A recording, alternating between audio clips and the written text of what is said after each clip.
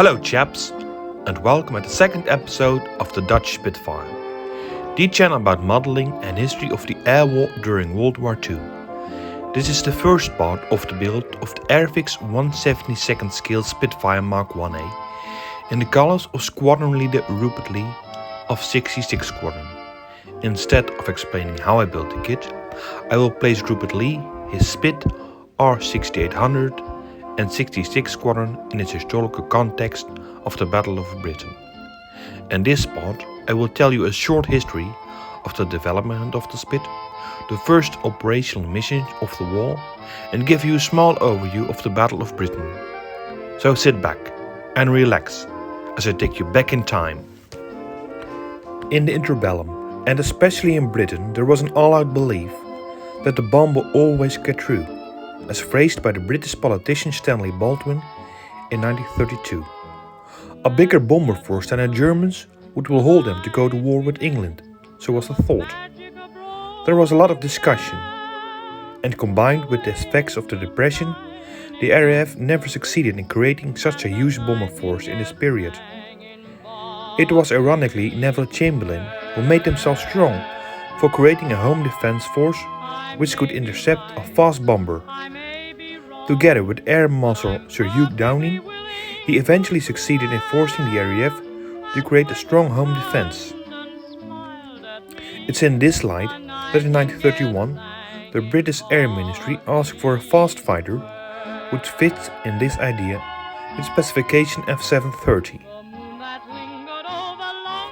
The Supermarine Company, under the lead of R.J. Mitchell, reacted with the design of the Supermarine Type 224. However, it failed to comply the needs of the ministry. With experience from the win of the Snyder Trophy, the Supermarine S6, Supermarine developed the Type 300. After some important improvements such as the enclosed cockpit, the thin elliptical wings, and with the powerful newly Rolls-Royce Merlin engine, the Air Ministry issued a contract for this improved version. On the 3rd of January 1935, they formalized it with specification F1035. On the basis of this specification, the Spit was also equipped with 8 303-inch machine guns. On the 5th of March 1936, the prototype of the Spitfire made its maiden flight. After some important changes in the propeller, undercarriage, rudder, and other successful tests, the Air Ministry ordered on the 3rd of June 1936 310 Spitfire for the Royal Air Force. After several production problems and delays, the first Spitfire entered service in the RAF with 90 Squadron on the 4th of Augustus 1938. 66 Squadron was the second unit which got to fly with the Spit, and more squadrons followed soon. In the summer of 1939, as war with Nazi Germany became more likely, the RAF fighter force began to train intensively in air gunnery, dogfighting and flying in formation to get ready to fight the Luftwaffe. When the Second World War broke out on the 1st of September 1939, there were 306 Spitfires with more than a handful of squadrons. Especially the first week of the war was a very tenuous time for the fighter force. This came out in a friendly fire incident on the 6th of September, in the so-called Battle of Barking Creek. 2 Spitfires mistook 2 Hurricanes for German fighters and were shot down. One of the Hurricane pilots did not survive. On the 16th of October 1939, the Spitfire saw its first real combat with the German Luftwaffe, when 6 Spitfires intercepted 9 Junkers 88 near Edinburgh, Scotland. The Spits managed to shoot down 3 of the German bombers. On the 10th of May 1940, Nazi Germany began their invasion of Western Europe, with the attack on the Netherlands and Belgium. On the 13th of May, the first Spitfire mission over Europe took place. The RAF went to aid the troubled Dutch army. It was 66 Squadron, which got the honor of escorting Bolton-Pole Defiants, which were going to support the Dutch. This RAF force shot down 4 German bombers, but were soon intercepted by Messerschmitt's Bf-109s. The Bf-109s managed to shoot down 5 of the Defiants and 1 of the Spits. It was the first Spitfire which were shot down during the war. A week later, on the 23rd of May, the first time in the war, the Spitfire managed to shoot down BF on the Rhines over Calais. It was the New Zealander Flying Officer Allende which shot down 2 of the 5th German fighters. With the British Expeditionary Force or BAF in France, there were a large number of Hurricanes which suffered heavy losses. Luckily, the commander of Area Fighter Command, Sir Hugh Dowding, had managed to keep the Spitfire units in England. By the end of May, the BAF became in danger of being trapped in France by the fast advancing German troops. The situation of the BAF became more and more desperate by the 26th of May, and the British War Office planned to evacuate the BAF from the French port of Dunkirk with Operation Dynamo. The troops trapped in Dunkirk became angry on the RAF, because they did not see any fighters which could defend them against the attacking Luftwaffe. They were wrong.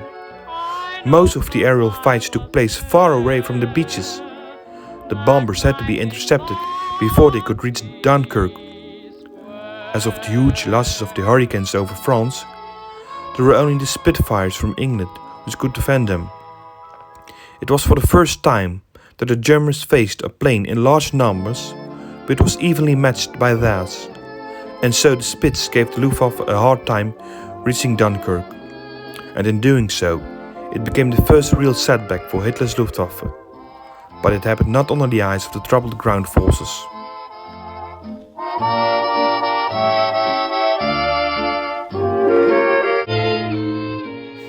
Before I start with the Battle of Britain, a small word about the RAF home defense. It was the key in defeating the Luftwaffe. It was a well thought out network developed by Air Master Sir Hugh Dowding. It was the first real ground controlled interception system which directed the fighters towards the incoming enemy. It collected the information from one of the first radar systems, Chain Home Radar, which stretched along the British coastline, and the Royal Observer Corps. A vast telephone network sent the information from Chain Home and the Observer Corps to the Fighter Command headquarters at Batle Priory. In a huge room lay a large map of Britain on which the girls of the Women Auxiliary Air Corps, or WAF, kept track of the incoming German units and the area fighter units on the basis of the information of Chain Home and the Observer Corps. Fighter Command was divided in 4 groups: number 10 group in the southwest of Great Britain, number 11 group in the southeast around London, number 12 group in the midwest of England, and number 13 group in the North England and Scotland. Each group consisted of sectors. The group headquarters had a map of that part of England. These headquarters were a copy of the main headquarters in Batle Priory, from which they got the information. The group sent this information to the sector headquarters, which also had a map of their part of England. The group commanders could pick a squadron to intercept an incoming enemy raid, and the sector operators sent the fighters in the air to direct them to the enemy. The Battle of Britain started on the 26th of June. This phase was called by the RAF the Channel Dash. It started with small-scale attacks on British harbours and culminated in large-scale attacks on British merchant convoys in the Channel of Dover. And these attacks developed the first large-scale air battles of the battle between the RAF and the Luftwaffe. The Luftwaffe also began attacking the coastal airfields of the RAF in this phase. The second phase started on August 13 with Adler attack. In this phase, the Luftwaffe tried to destroy the RAF, and the targets were airfields and radar stations along the coast. The radar station proved to be a hard target to destroy, and the Luftwaffe abandoned trying to destroy them. They did not recognize that attacking the infrastructure of the Dowding system could bring the Luftwaffe victory, and so the burden of the Luftwaffe attacks focused on destroying the airfields and fighter planes. With massive daylight attacks on airfields and industrial cities, it was 11 Group under the lead of the New Zealander Keith Park which bore the brunt of the German attacks. And so the most intensive phase broke out. The situation for the RAF became more critical after the losses of so many pilots and airplanes. There were shortages of spare parts, ammunition and personnel. But on August 24, the Germans made a crucial mistake. By a navigation error, the Luftwaffe bombed London by night. England wanted revenge and attacked Berlin. Hitler was furious and gave the order to attack the British cities, especially London. He wanted to undermine the British morale. This decision became the most crucial German error of the war. It gave the RAF the breathing space it needed to recover and reorganize. And so the third phase, which is called the Blitz, started, in which the Luftwaffe bombed British cities. It was in this period that on the 15th of September the most decisive air battle took place. The Luftwaffe launched a huge attack on London, but the recovered RAF fighters made a very strong defense. It was too strong for the Luftwaffe, and the RAF dealt a heavy blow to the Luftwaffe and shot down 60 German planes. The tables were turned. The RAF became stronger and the Luftwaffe weaker, and from then on, the Luftwaffe started to do more night attacks on the British cities, but not with the desired effect. The British population remained resilient. The Luftwaffe lost a lot of men and material, and due to not attacking the British industry and airfields, the RAF became stronger. And slowly the night blitz started, the fourth phase. It started in November 1940 and lasted till May 1941. The Luftwaffe bomber force lessened its intensity and frequency of attacks on England, and the RAF and Luftwaffe fighter forces fought each other over the Channel, over which the RAF gained the upper hand. The dogfights took more and more place over occupied France, and so the Battle of Britain came to a slow fade-out in a victory for the RAF. And Jimmy will go to sleep in his own little room. And so we have reached the end of the episode, and in the next part, through the eyes of Squadron Leader Rupert Lee and 66 Squadron, we zoom in on the man who flew the Spitfire during the Battle of Britain, the tactics of the Spitfire squadrons, and the production of the Spitfire during the battle.